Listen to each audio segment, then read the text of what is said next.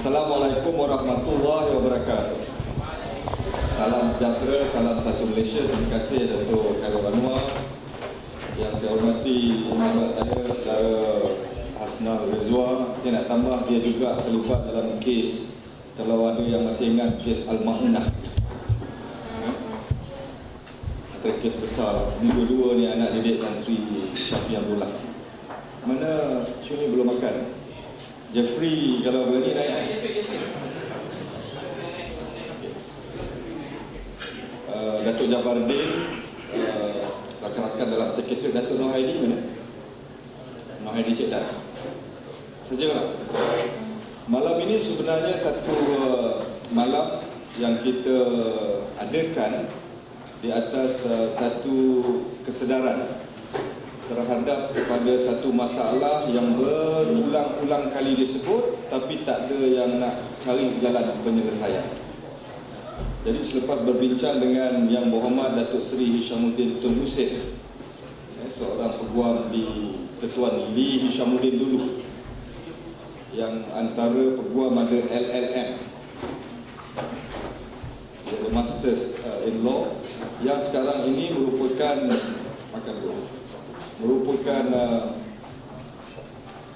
Menteri Pertahanan, yang juga merupakan Naib Presiden UMNO, yang juga menyampaikan salam kepada semua dengan lafaz Assalamualaikum, sebab dia tak dapat hadir, bersetuju untuk kita wujudkan satu unit yang mana beliau diberi amanah, boring sikit, ini latar belakang preamble,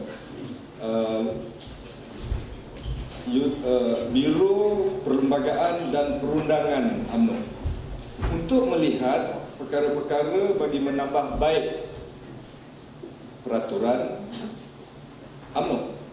Tetapi sampai satu peringkat kita melihat bahawa hak untuk bercakap tentang undang-undang dalam negara ini juga perlu diberikan kepada UMNO. Tidak boleh UMNO, kerajaan itu dianggap sebagai sangat sama sehingga kita tidak boleh ada pandangan berbeza. Contoh lahirnya idea itu bila banyak pihak bercakap tentang akta hasutan. Di situ ada masalah sebab UMNO tak buat pendirian. Jadi daripada situ diwujudkan satu inisiatif, sebuah unit perundangan, dan saya kembangkan daripada perkara asal itu untuk menafikan bahawa undang-undang bukan hanya milik peguam, undang-undang juga milik seluruh rakyat. Dan juga kita mulakan dengan mereka yang ada ijazah undang-undang. Ada yang habis tak buat library, dia tak jadi lawyer. Ada jadi drafter. Dan drafter ni bukan drafter biasa, mana dia draft undang-undang. Ada yang masuk AG Chambers, ada jadi magistrate, ada jadi penasihat di firma-firma keuangan umpamanya, semua.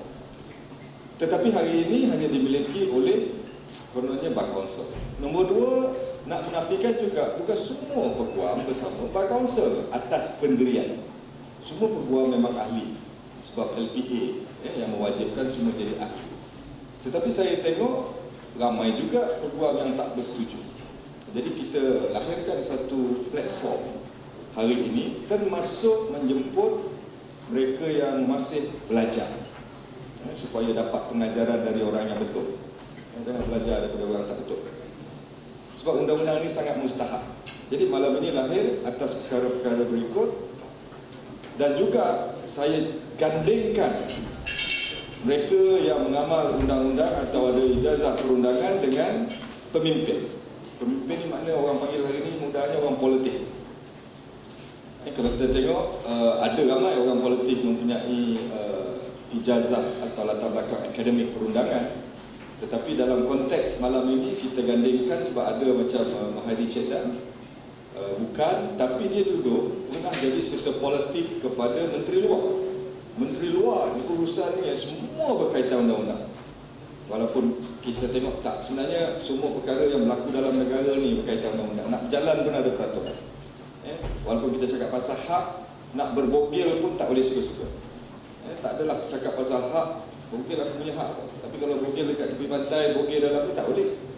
Sebab apa? Ada peraturan. Sebab itu kita create platform ini untuk kita dapat maklum balas, kerana dalam UMNO dah ada ramai dah peguam. Naib Ketua Pemuda UMNO Negeri Johor, Datuk Khairul, Ketua Pemuda keluar. Jabatan dia mungkin tak ada. Dia ahli je.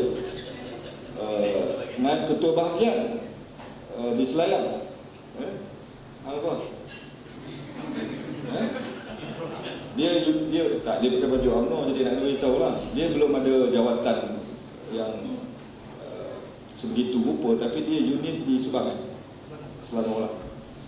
Diminta. Dan sudah tentu kita ada lagi kawan-kawan, contoh Datuk Hafarizam yang juga ada dalam jawatan kuasa kita. Datuk Zulkifli Nordin, satu masa pernah menjadi peguam kepada kes yang paling popular dalam negara, kemudian meninggalkan kumpulan peguam itu dan hari ini aktif sebagai practitioner dan terlibat dalam NGO perkasa. Ini semua adalah pimpinan-pimpinan yang menyebabkan rakyat kerana menghormati undang-undang sering dikelirukan oleh pengamal undang-undang. Saya ingin sebut ni, kalau Bar Kansel nak marah saya pun tak apa, saya bukan lagi member Bar Kansel. Waktu saya bekerja dulu banyak show cause letter. Saya tak sampai tahap asnal lah, sampai masuk disciplinary board. Sebab apa? Sebab bila kita menyatakan satu-satu pandangan, bila dia tegur kerajaan, dia kata itu hak dan kebebasan. Bila kita tegur dia, dia marah kita. Ini hakikat. Dan kita tak boleh, we cannot allow Bar Kansel digunakan bagi pihak-pihak tertentu sehingga membuat kenyataan-kenyataan yang berat sebelah. We have to put a stop. Bukan pasal mana-mana parti, pasal menghormati undang-undang itu sangat mustahak. I give you a simple example. Dalam Maxim law ni, okay. Saya jemput Datuk Farizam. Duduk sini.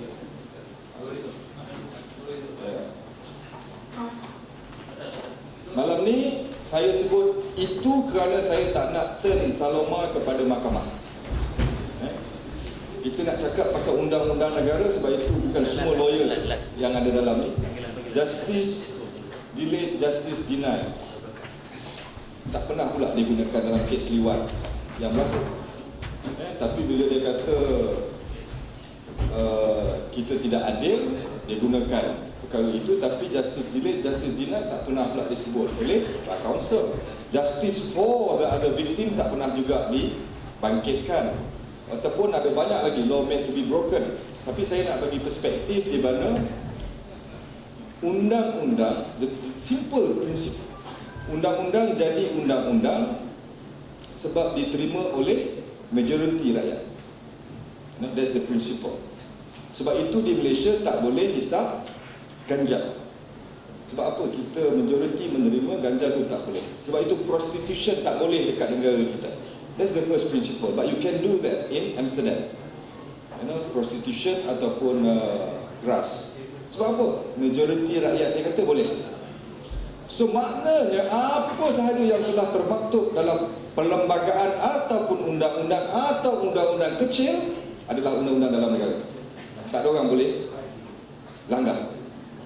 Ikut. Itu prinsip paling mudah. Hari ini ramai tak ikut. Nombor dua, apabila ada pelanggaran, kena ambil tindakan. Kalau tak ambil tindakan, rakyat akan disillusion kepada tak ada perempuan ni. Tak ada, kita boleh bertangguhasa. Gender bias.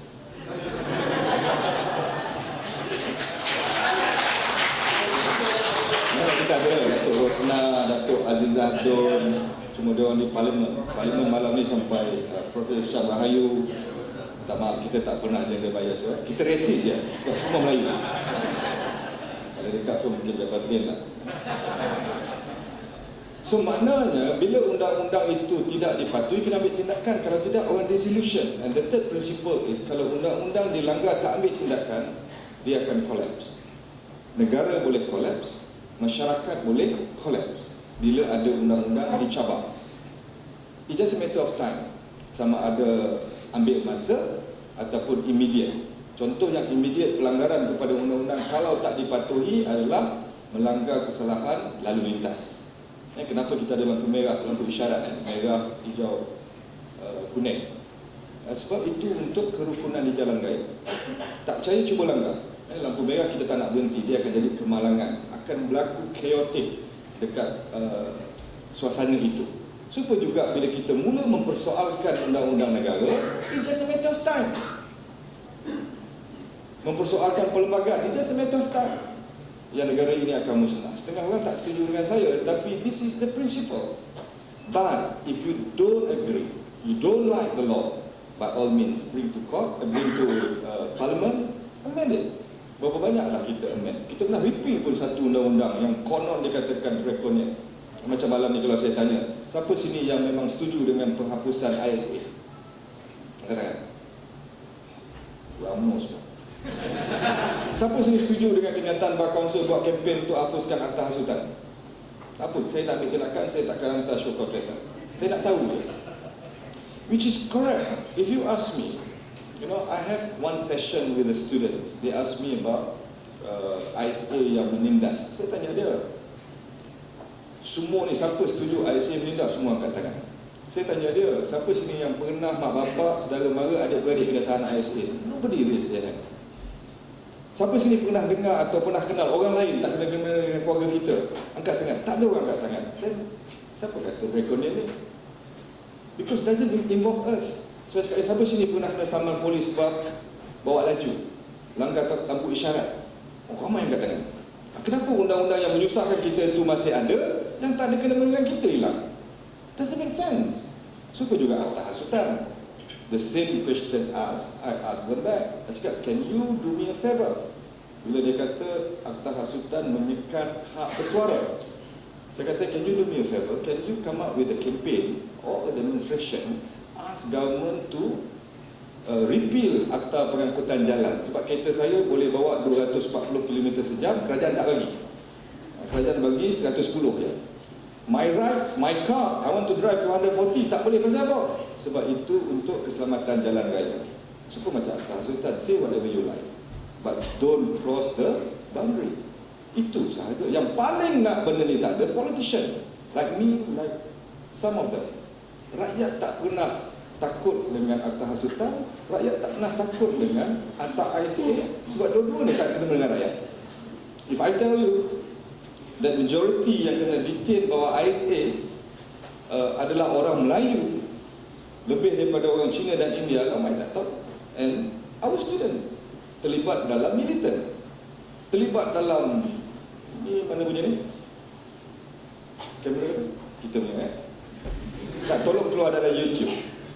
Bukan saya takut nak cakap, saya tak ada masalah, beritahu. That's the statistic. Pelajar kita terlibat dalam kegiatan militer dan majoriti budak Melayu. Tapi yang nak hilang ini adalah politician. Jadi dia gunakan rakyat. Akhirnya akta itu hilang. Saya tak nampak negara kita makin baik. For example, that's the test. Maknanya nak beritahu tadi, tak suka repeal, amend. Tapi untuk menambah baik, malangnya saya tak nampak negara kita menuju ke arah yang lebih baik selepas ISA ditiadakan.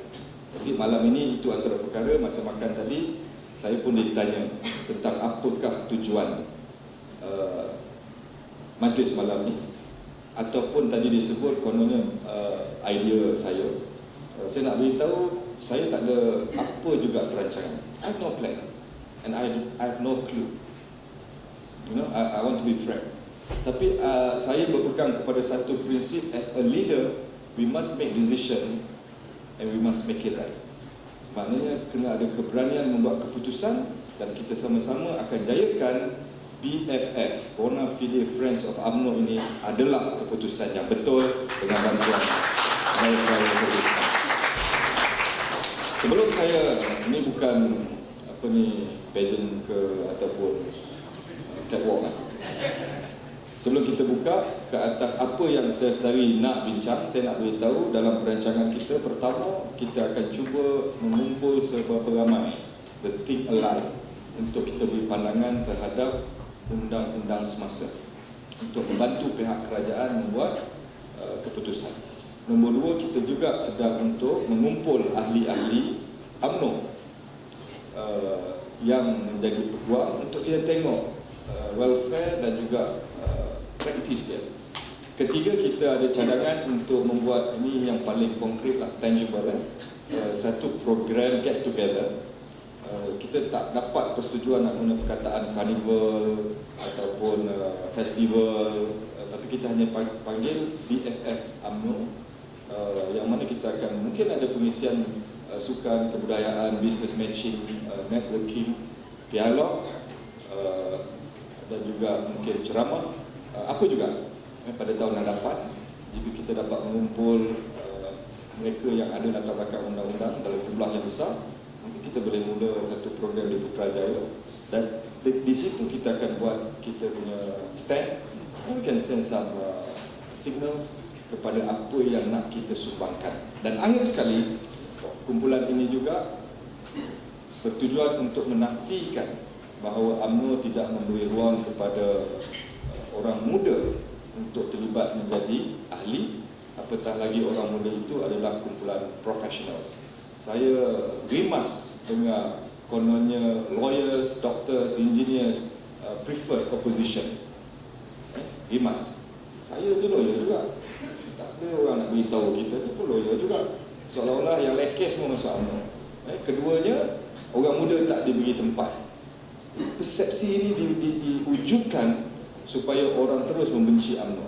Now, I give offer kepada lawyers untuk buktikan benda itu tak betul melalui apa yang kita panggil BFF, to show that we are very sincere. Even nama ni kalau tak suka pun kita boleh ubah.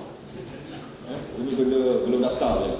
Tapi bukan pertubuhan haram, sebab kita bernaung di bawah Biro Perlembagaan dan Perundangan UMNO Malaysia.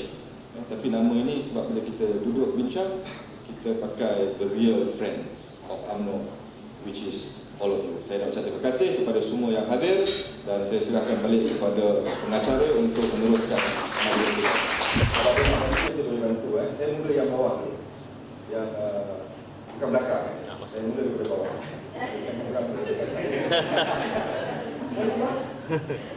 Ada lawyer tak boleh masuk. This is the platform, maybe for the future, you submit to the secretariat, we will make sure. Dekat mana yang boleh masuk. We always make this mistake. Kita selalu ambil satu masalah kecil di satu tempat dan kita implement dekat semua tempat. Mungkin ada satu dua bahagian dalam UMNO yang berpegangan macam itu, tetapi kita punish semua 191, which is not fair. I can speak on my bahagian. Saya ketua bahagian MOR. Saya tengah cari berapa ramai orang yang nak masuk, terutama professionals di MOR. And if they come back and say that I stop them, siap. Tetapi janganlah kerana persepsi itu MOR pun dianggap sebagai tempat yang tak membenarkan profesional masuk. Jadi maknanya yang pertama, you are not wrong. Ada berlaku, tetapi kita selalu impose that problem to all. Kita come up with a very open statement sampai semua ingat susah nak masuk, akhirnya tak ramai juga. Okey, maknanya I'm going to offer Datuk Noh Haidin di sini, dia just submit to us, isi borang, tapi jangan masuk dekat Bukit Bintang juga. Okey, tak masuk Bukit Bintang tak? Dia beritahu dia nak masuk mana? Pendang, Alustar, Johor Bahru. Then we will submit your application. Sebab apa? Saya tak nak tengok belakang, saya nak ke depan. All this problem tak selesai. Dah dengar banyak kali dah. In fact, I challenge somebody bila dia kata susah nak masuk, you give me the form. Bukan somebody, ramai. Sampai sekarang dia tak nak datang bagi saya form tu. Sebab apa? It's a perception. Dia pun tak minat sangat. You are right, I'm not talking about you. Somebody just want to challenge us. Dia pun tak ada living proof yang nak masuk ni susah. Kenapa saya bagi cakap? Sebab hari ini nak masuk jadi UMNO tak semestinya menggunakan sistem dulu yang ketua bahagian. Hari ini ketua pemuda pun boleh. So I don't see why, unless you are really bad lah. Because bukan satu orang yang kuasa, ibu pejabat pun yang kuasa. So I want to extend, I will ask from the majlis tertinggi, let me deal with the lawyers yang nak masuk jadi ahli UMNO melalui proses.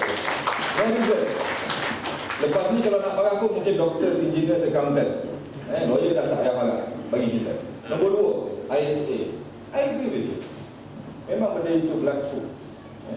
Some says Kalaulah unit ni ada, awal ISA pun tak hilang. Ini cerita macam Sultan Laksa ni tu. Kalaulah tuah masih hidup. Jadi kalau nak buat lah.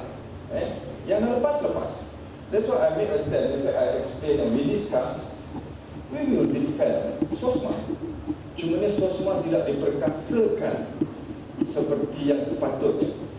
At least SOSMA is more democratic. Sebab apa? Kalau dia buat salah, kita boleh tahan dan dapat. ISA tak boleh. Sebab itu SOSMA ni lebih baik sebenarnya. Cuma orang tak takut SOSMA. Sebab SOSMA ni undang-undang baru. Orang tak perasan SOSMA ada hukum gantung sampai mati. ISA tak ada. Tetapi kalau tahanan SOSMA diletak bersama dengan yang curi motosikal, memang orang tak takut. Dia mesti ada satu penjaga khusus untuk penjaga lokal khusus untuk tahanan SOSMA. Nak tunjuk bahawa SOSMA ini lebih bukan lebih baik. Maknanya kalau dadam itu musuh negara, ada cawangan narkotik, polis tu mesti ada pegawai yang ada kemahiran untuk mengendalikan kes-kes SOSMA. Takkanlah kes Lahad Datu nak guna IO biasa. Dulu ISA kita tak charge, tak ada IP, tak ada investigation paper. Hari ini kena ada. So who is the police personnel yang ada kemahiran itu? Ini yang kita akan beri cadangan supaya SOSMA itu dapat diperkasakan sebagai salah satu kaedah mengganti ISA yang dah hilang. Jangan buat kesalahan yang sama dengan menukar akta hasutan. Sebab apa? Saya pun beritahu kepada pucuk pimpinan, antara beza yang ada di antara akta baru, akta lama adalah the jurisprudence, the precedent. Bila sebut ISA, orang takut sebab orang terbayang dengan kes-kes yang pernah berlaku. Akta hasutan orang takut sebab ada banyak kes, precedent case. But if you tukar dengan satu akta baru, whatever name ataupun lebih garang, presiden itu tak ada, dan kalau tak kuasakan pun tak guna. Jadi pada saya, apa yang berlaku terhadap ISA dengan kita ulangi. But at least kita ada SOSMA yang masih pada saya personally belum diperkasakan seperti yang sepatutnya atas asas. Ketiga, saya nak beritahu, partly I take the blame. I don't know how many want to take that blame. Why you ask somebody not with a law background to advise the Prime Minister? Takkanlah saya nak buat rumah, saya tanya orang yang mahir dalam buat basikal. Memang tak jadi ya. Tetapi kalau kita tidak mainkan proaktif, so Prime Minister is just a normal human being. To a certain extent, if you know how to convince people, you can get things done. Macam orang yang jual barang kecantikan, penuh jerawat, tapi sebab dia bagus cakap, orang beli juga. Orang tak perasan muka dia pun bukan cantik sangat, tapi sebab dia pandai jual barang, orang percaya. Suka macam ni. Partly, we have to take the blame. Because satu, mungkin kita takut. Keduanya, kita sebagai orang yang kononnya tahu tentang undang-undang, tak bersama dengan pucuk pimpinan untuk berani dan share what is law all about. Jadi jangan kita menyalahkan sebab benda itu dah lepas. Let's move on, move forward. Apa yang ada kita akan pertahankan, yang dah ada itu kita tambah. Yang ketiga, tentang letak calon. Sebenarnya Azam, Harun Azam is in the committee. He's one of the committee. We already spoken to him. So happen dia tu junior saya waktu belajar. Dia pun very critical. But to me, kalau kita tidak ada concerted effort macam ini, kalau kita biarkan seorang-seorang pergi berat, dia mati kata.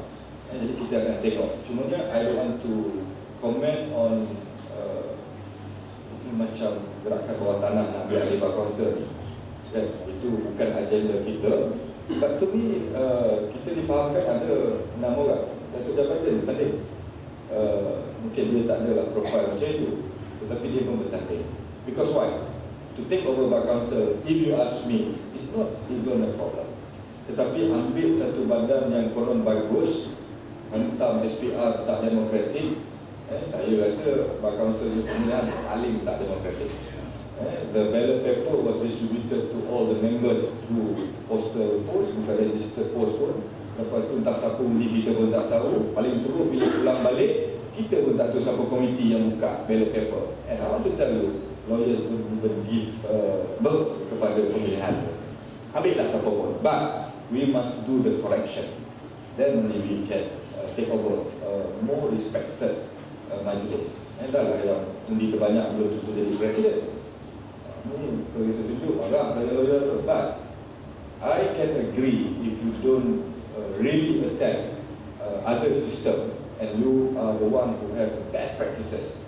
Masalahnya you punya sistem pun tak betul, you punya account pun tak pernah betah, tiap tahun increase the indemnity and the insurance, and then you sekat kita daripada buat macam-macam, lepas tu you buka lagi untuk foreign lawyers masuk. Apa guna ada counsel macam tu? Umpamanya, saya boleh cakap juga, jangan cakap. Yang penting you dapat show cause letter. Tapi saya nak beritahu Azam memang bersama kita dan kita memang memberi sokongan dan kita tak mahu dia berkeseorangan. Jadi kalau nak kita boleh bagi lagi. Berapa orang? 6, 7, 6 6 daripada senarai itu yang telah pun dinyatakan main-light dan mengharapkan kita memberi sokongan. Saya tak terkejut. Kalau kita betul-betul ada courage and the conviction, not only 6, siapa pun bersama kita, I think we are the majority of lawyers, not by counsel. Tapi nombor satu, Suzana, ya, we are not here to fight by counsel. Saya tak suka nak gaduh dengan NGO. NGO ni betul baik-baik. Saya gaduh dengan pembangkang. So we are not fighting by counsel. Kalau dia dengar kita jumpa, kita bukan nak lawan dia, kita nak dia buat benda yang betul. Tapi saya nak komen sikit pasal GLC.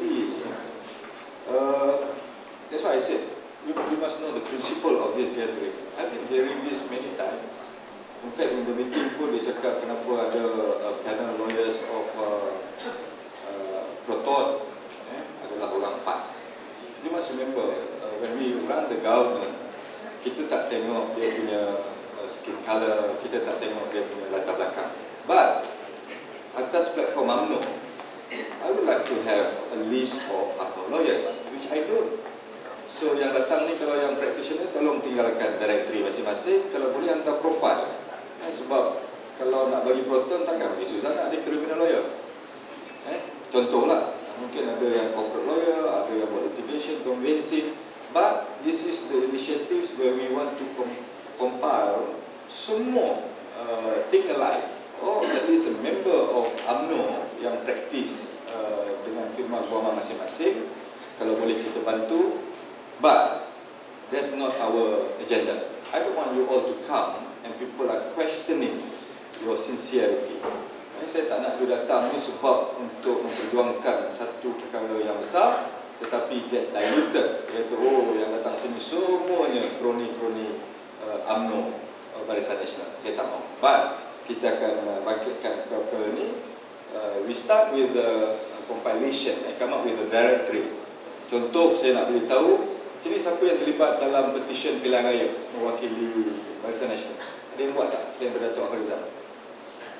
Okay. Sebab apa? Sebab semua 60 orang ada bawah pejabat UMNO. At least kita tahu dia punya kemampuan untuk mengendalikan kes-kes petition pilihan raya.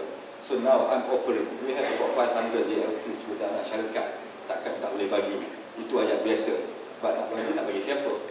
So unit kita ini akan mengumpulkan semua practitioner, and there kita boleh bagi kepada bos-bos kita. Lepas tu kalau tak dapat juga, itu cerita lain. Yang penting buat masa ni kita kumpul dulu. Pasal MUAT dan pelajar undang-undang ni, saya rasa di kalangan ahli parlimen pun ada tak bersetuju dan minta dilihat semula.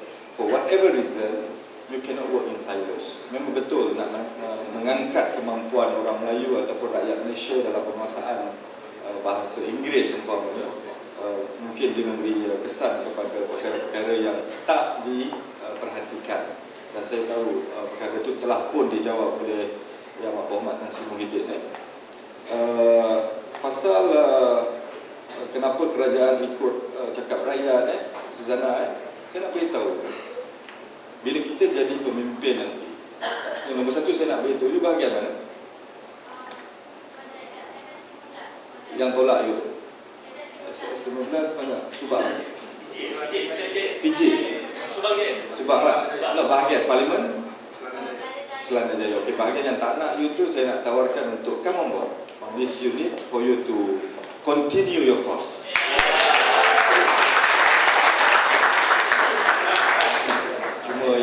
Kelajak tu jangan buat lah ya. Okey, dari segi kenapa kerajaan ikut, sebab suasana ketika itu. Bila you cakap nak buat berjalan untuk menyokong atau hasutan dikekalkan, I'm still not convinced we can get the numbers. We have the support, but for people to come up and to show to the President and the Prime Minister that, look, you don't abolish this act, tak nampak. Jadi maknanya kita mesti, we have to be louder than the other group. Sebab itu kita harap salah satu hasrat sekretariat yang Ketua oleh Datuk Khairul untuk kita kumpul at least 5,000 of members, not members lah, young people, students as well, untuk come and register. Supaya bila kita buat satu-satu program, kita dah ada base number ini. Sebab kalau saya buat besok umpamanya, without any conditioning about the importance and the urgency untuk mempertahankan akta hasutan, saya percaya kita tak akan dapat numbers itu. Ini bukan kelebihan UMNO, bukan kelebihan Barisan Nasional. Kita dah biasa jadi kerajaan dan kita tak mengamalkan cara begitu. Jadi untuk diperkenalkan cara itu dalam parti memang sukar. Tapi maknanya you come on board, we must do a conditioning, we must do the build up, barulah orang akan datang. Saya pernah tengok satu je contoh kes di mana kita tak perlu mobilization yang biasa, yang rakyat ramai keluar waktu Al Gore datang Kuala Lumpur dan menghina Tun Dr. Mahathir, waktu itu Perdana Menteri. Kau datang negara aku dan kau hina Perdana Menteri aku. Tak ada mind conditioning, tak ada build up. Bila kita buat sahaja satu desakan untuk ramai-ramai keluar, rakyat keluar dengan sendirinya. That feelings tak ada kalau kita nak buat seperti yang dicadangkan. But let's move on. Kalau betul nak buat, I'm here to assist, but you have to be the player. And we get the mind alive untuk sama-sama dan buat sebab kita percaya akta itu perlu dikekalkan. Now I give you the assurance that we are here to back you, but to show to the leadership that we have the numbers. No point of kita cakap-cakap tapi tak ada orang yang nak buat. And you cannot put everything on me because I'm alone, I cannot do it. That's why kita ada ramai kawan-kawan yang sebenarnya bersama dan creating this BFF. It just very premature. Kita tak sampai 2 minggu pun. Tapi saya boleh share yang response is overwhelmed. Cumanya how to make it right, what we are supposed to do after this, I invited you to come. Saya rasa itu dulu yang pasal Bar Council, I'm not can agreeable to that. We are not fighting Bar Council, tetapi kita nak Bar Council buat seperti yang sepatutnya. And I agree. Saya tak datang mesyuarat tu because I'm not a member anymore. Okay. Ada lagi? Kaisan Kaizen. Macam saya Razali. Macam ni you spell namanya? Okay. Zain. No, actually very interesting to note that admission. Bahawa I thought UMNO ni teruk sangat lah. Tapi sebab orang muda, kita pun dulu, just 5 tahun dulu kita semua macam itu lah. Orang muda. Kita ada idealism. Kita let's be real. Let's be real. I can hand over UMNO to you. Or I can hand over the country to you. Tapi you must know that being in the position with the responsibilities is not that easy. Apa yang berlaku hari ini adalah creation oleh orang yang nak mengambil kuasa. Ayat-ayat yang dibina adalah ayat-ayat yang mendatangkan rasa benci, rasa marah, corruption, cronyism, tidak adil, zalim, rasuah, ini semua dikaitkan dengan UMNO. Bila saya challenge untuk bagi bukti, tak ada pun. Sebab itu banyak perkara ini ditimbulkan sebab rasa marah di kalangan rakyat sahaja. But this is not healthy. I have no problem to be idealism di kalangan orang muda ni dikekalkan. Tetapi dari segi jangka masa panjang tak untuk bila kerajaan dijatuhkan atas rasa marah. Akhirnya bila kerajaan baru naik pun kemarahan itu akan berterusan. what you nurture, what you semai, you tanam di kalangan yang tanam, dia akan tumbuh macam itu. Maknanya kalau kita tak pupuk rasa menghormati, kasih sayang, akhirnya generasi akan membangun dalam keadaan yang tidak berapa baik. Saya tak kata UMNO perfect, sebab itu the cycle yang kompleksan sehingga kita tidak buat kerja dengan betul sudah pun berlaku. Tapi akhirnya kita kena tengok masa depan macam mana. I don't have faith in the opposition right now, to tell you the truth. I don't say that UMNO baik, tetapi saya tak nampak belah sana juga genuine alternative to the present government. Jadi kepada para pelajar, UiTM, pelajar yang datang malam ini, you tell me, macam mana nak jadikan UMNO itu atraktif? Apa yang you nak kita buat dalam keadaan realistik, bukan dalam keadaan ideal. Sebab opposition pun tak mampu buat benda yang disebut.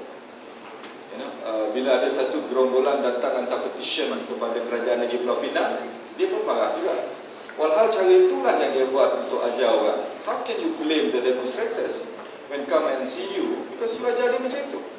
Yang ini tak baik untuk jangka masa panjang negara kita.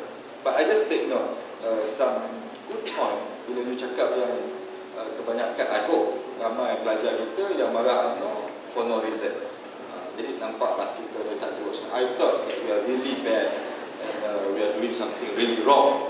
Yang ini maknanya kita nak kena betulkan persepsi tersebut. Dan I hope the students can be kumpulan yang memberikan kita maklumat. Nasihat saya satu, dalam zaman sekarang tak ada perkara yang you tak boleh cari jawapan. Zaman saya dulu bila kerajaan memberi satu perkara, kita tak ada akses untuk membuat correction ataupun semakan. Hari ini semua ada. It just a matter whether you want to find the right answers or not. Kalau tidak, kita akan terus dikelirukan. Saya tak mahu mahasiswa bola cerdik pandai mudah ditipu. Apatah lagi mahasiswa itu jurusan undang-undang. Orang undang-undang ni dia memang pelik sikit. Hari ini dia ketahui sebab dia bukan. By training, you are different. So why don't you show that you are the group of young leaders yang kita boleh harapkan. I will be with you, I can assist you, but you tell me what you want to do. Terima kasih. Siapa nama Sabahan ni? Saya dengar Sabahan kan? Muzir. Oh, yang main bola World Cup tu. Muzir Okay. Nombor 1, I can tell you yang bagi ceramah tu mesti orang tua. Orang tua. You see, I even mentioned this in Parliament. I said if kita kena dera dengan bapa kita, kita akan membesar dalam keadaan trauma. Ini yang berlaku dan we cannot blame them because we don't live during 13 Mei. Some people menangis cerita 13 Mei. Okay, but kebetulan semalam saya jumpa dengan kumpulan sahabat Biro Tata Negara bagi anugerah. Saya cakap dengan dia, kalau saya nak cerita 13 Mei, saya pun belum lahir. Orang-orang muda hari ini lebih ramai yang akan kata, kau pun belum beranak lagi waktu itu. Sebab itu saya kata, kena cari perkara lain kalau nak membangkitkan semangat patriotisme. And I quoted Lahad Datu. Lahad Datu masih dipersendakan. It's real. Not to mention that the recent case Tian Chua dibebaskan dan dia masih bercakap, maknanya UMNO kena minta maaf kat dia. Don't you feel the family punya feelings? Hanya kerana politik keterlaluan perkara itu jadi satu perkara yang dipersendakan. But I can tell you, kita nak move forward. I beritahu dekat penceramah, don't repeat the story about 13 Mei 1969 kepada generasi hari ini. Dia tak tahu. You can share and you can cry. I won't, because I cannot imagine. I hanya baca buku. Tapi kalau saya cerita Lahad Datu, saya boleh menangis. Kalau tak menangis pun saya sebab. Kenapa saya sebab? Sebab saya terkenangkan muka Inspektor Zul. And so happened I know the story. He got shot right at the eyes by the sniper. Well, this is real. How can the opposition can say that this is the orchestrated by UMNO? Okay, kalau benda ni pun orang Malaysia tak boleh ada perasaan kasih sayang kepada negara, I don't know what else that you can hold on. Number two, jangan cerita pasal sensitivity orang Sabah. Terima kasihlah saudara Datuk Najib ni. Kita bincang banyak kali. I can tell you, this insensitivity ni bukan hanya kepada pemimpin. Saya pernah duduk jawatan kuasa Select Komiti Perpaduan, Parlimen. Saya pergi ke Sabah, Sarawak. You know what is the thing yang orang Sabah, Sarawak komplain? Salah satu rancangan kerajaan yang dipanggil Salam Pantai Timur. To Sabahans and to Sarawakia, they're very sensitive over this program. You know why? Sebab orang dalam program itu cakap Kelantan. Dia kata Salam Pantai Timur Semenanjung betul Kelantan, tapi kalau tajuk Salam Pantai Timur, dia mesti cakap Sabah, bukan cakap Kelantan. Orang Semenanjung mungkin rasa benda itu lucu, tetapi kepada orang Sabah Sarawak sangat sensitif. Either you call it Salam Pantai Timur Semenanjung, or you get somebody to talk Sabah in that program. Akhirnya kita angkat perkara tu, dan akhirnya program itu dah tak ada. This is to show we do listen. Kita ambil perkara ini sebagai sensitif. Malahan, thank you very much declaring and tak malu mengaku ahli UMNO. Kita terpaksa melihat betul-betul sensitiviti orang Sabah. Dalam banyak perkara, kalau perasan Azril, kita sebut Melayu Bumi Putra. Sebab dalam perlembagaan UMNO kita ada ahli yang beragama Kristian di Sabah. We do admit that, dan benda ini kena kita secara perlahan-lahan menyedarkan bahawa it is sensitive to the Sabahans kalau kita masih cakap pasal Islam. Ketua Bahagian Sabah, Ambrose dan sebagainya, John Ambrose semua bukan Islam, tak ada masalah. But I rather live like 20 years ago, 40 years ago, yang kita tidak ada masalah perkauman keagamaan yang menebal. Hari ini perkara itu sangat merisaukan. Semuanya don't repeat. If somebody else trauma waktu kecil kena dera, kita tak ada masalah tu. Why we fight over their trauma? We move on. As a younger generation, we move on. I never use 13 May in my speech. Sebab apa? Kalau kita masih lagi sambung cerita tu, maka perkara itu tak akan berhenti. Sebagai conclusion, saya expect kalau tak ada soalan, nombor satu, I really hope that you enjoy tonight's gathering. Jangan ada rasa kecewa, sebab harapan memang tinggi sebelum datang. Tetapi kalau tak capai, dia akan ada rasa kecewa. No, this is just the beginning, it's not the end. Siapa yang minat, saya nak jemput untuk sama-sama, untuk lebih mengetahui, hadir, tapi kena bagi nama untuk terlibat dalam Perhimpunan Agung UMNO 27 November ini. Siapa-siapa yang ada di sini yang ada kelapangan nak datang Perhimpunan Agung UMNO, sebenarnya bermula daripada 21 ada dipanggil pemanas persidangan mahasiswa nasional membahaskan isu-isu negara untuk diberi kepada jurucakap mahasiswa bercakap di Perhimpunan Agung. Parti PAS, Parti PKR, DAP guna mahasiswa dekat jalan raya. Dalam Muktamar PAS tak pernah jemput mahasiswa. Dalam PKR lagi tak boleh jemput sebab dia sama dia pun tak selesai masalah. DAP pun sama. Kita bukan setakat jemput, kita bagi dia berucap dalam Perhimpunan Agung. Cumanya at this moment you are not delegates, tapi you can partake dalam pemanas. And then I think on the Monday kita ada persidangan antarabangsa, and you can be the participant. On the 25th malam Tan Sri Muhyiddin merasmikan persidangan sayap. On the 26th sayap-sayap wanita pemuda puteri bersidang. 27 to 29 Perhimpunan Agung sebenar. Any of these days, kalau siapa yang ada di sini berminat, please get yourself registered and we organize pergerakan sedari-sedari waktu itu di bawah BFF. Sebab assess nak masuk, kita tak halang orang masuk. Kita tak macam parti pembangkang utusan Malaysia tak boleh buat laporan. We do give, but we want to know who you are and where you coming from.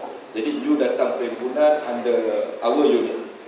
Nanti kalau ada masa saya akan cari ruang untuk kita jumpa dengan Datuk Sri Hisham for example, at least untuk bergambar dan short discussion, or any other nights kita ada makan malam presiden, makan malam timbalan presiden. Whenever you're free, please give your names, and the secretary will organize for you to partake. And we have another group yang lebih seasoned, yang lebih mengenali, yang juga merupakan practitioner yang akan bersama-sama kita. Di sini baru you boleh nampak about the ideal and the reality of life. There's nothing to hide. Kerana kita tak ada nak menyembunyikan apa-apa selain daripada untuk mengembalikan profession undang-undang itu, kedudukan undang-undang itu dihormati dan didaulatkan seperti yang termaktub dalam hukum negara. Hari ini rakyat Malaysia sebenarnya tidak lagi menghormati kerana kita yang ajak untuk mereka jadi kuat. Jadi kepada semua saya ucapkan terima kasih banyak-banyak. I hope I can see you again. Orang Johor kata jangan serit lah. Jangan serit untuk bersama-sama. We do have good faith.